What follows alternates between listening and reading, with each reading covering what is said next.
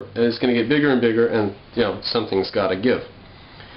Quote, as the national government would grow even more remote from the average citizen, so national allegiance would be totally supplanted by loyalty to individual states. That's what Tocqueville thought. Or, at best, to regional blocks of states.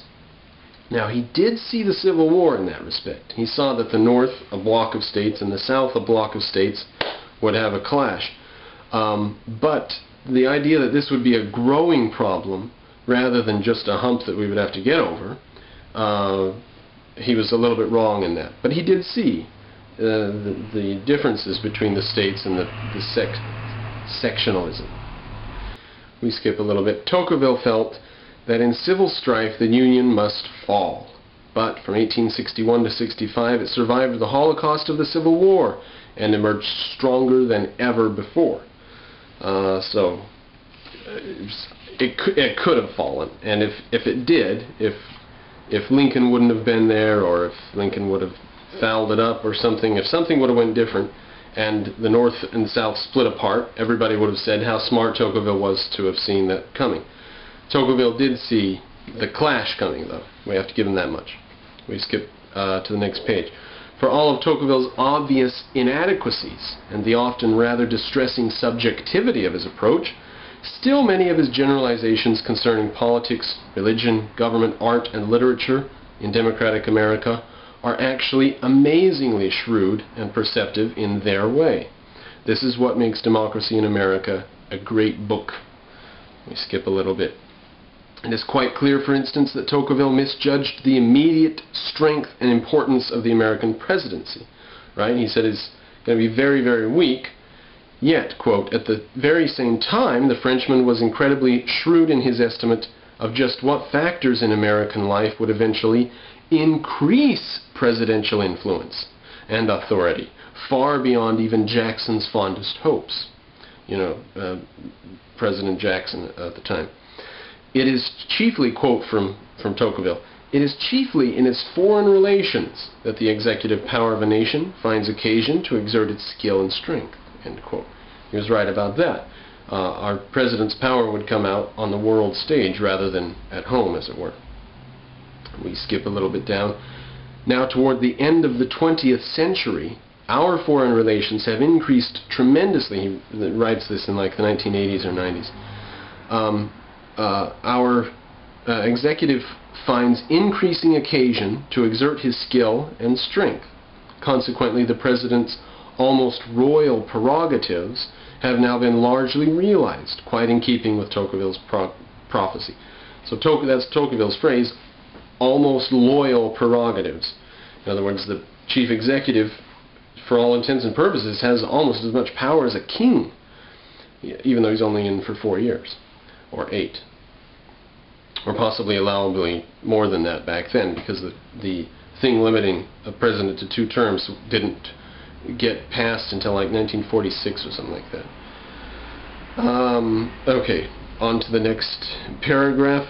About Americans' economic pursuits.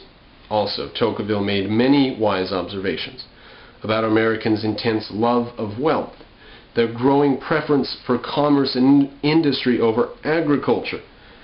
I'd pause there for a second. That's a little weird. It's not like a people, a citizenry, a country, either likes agriculture or they don't, and sometimes they'll move away from it, sometimes they won't. Everyone was into agriculture by absolute necessity at the time of the Founding Fathers. There were like 3% of the society that didn't own a farm or grow something on some land somewhere.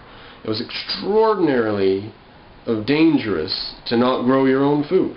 And it just wasn't a way of life. It just wasn't done. Everybody grew food. If you had some job, you would have to spend a great deal of your money to buy food from somebody else. That's just the way it was, because agriculture was so intensely labor-intensive, so difficult. So it isn't that people just said, oh, I quite prefer to work in a factory, All right, I would quite rather make leather goods for horses than farm. No, it's the fact that there was growing productivity in America that allowed people to buy food cheaper than they could grow it. And why grow it then? Why not get some other job? Why not get an easier job where you get to sit and you just have to work your hours or whatever, and you're not responsible for owning the factory or whatever? That's some other bloke's problem. And you just get a job and get paid. Why not? It's not that we preferred other things to agriculture. Everybody does. Everyone prefers everything else to agriculture except for the farmers who stick around on the farms later on. But the point is, we moved away from agriculture because, not just because we just decided to, but because of growing efficiency in agriculture. Alright, so he also noticed Americans' potential for vast material success. Americans make progress in industry, he wrote, because of their enormous ambition and their almost single-minded devotion to profitable activity. You can't be dumping money into things that aren't sustainable, like Amtrak and the post office and stuff, although we are and do. Tocqueville foresaw the rise of the ruthless industrial aristocracy, the robber barons of the late 19th century. Yet here Tocqueville perceived a fundamental contradiction in the American economy that its later Marxist critics could never really grasp. Now get this, this is where Tocqueville saw deeper and further than the Marxists were able to, with decades more information available to them when they came along later. Because we're talking about, this is 20 years before, or 18 or 17 years before Karl Marx publishes the Communist Manifesto, which was published in 1848. The Marxist critics could never really grasp that while the manufacturing aristocracy, which is growing up under our eyes, is one of the harshest that ever existed in the world, and I don't know what the hell is meant by that, at the same time it is one of the most confined and least dangerous. I just don't know what he means by harsh. This because its wealth was not exclusive, meaning that it wasn't just a closed class. If you, by your sweat and blood, got yourself a factory, you could become wealthy too. Anybody could. It was not an exclusive class. Its success not accompanied by the extremes of widespread poverty. Right? It's not like in Europe where the government and the class system robs from the poor and gives to the rich. Quite the opposite in America. When a factory becomes wealthy and the robber baron guy succeeds, the people that work for him become wealthy. They become what we call a middle class today. So in America, quote, manufacturing aristocracy was least dangerous of all in all of the world, also because they did not polarize society into very rich and very poor. Like I said, there's a sort of a middle class that comes up with the wage earners and stuff.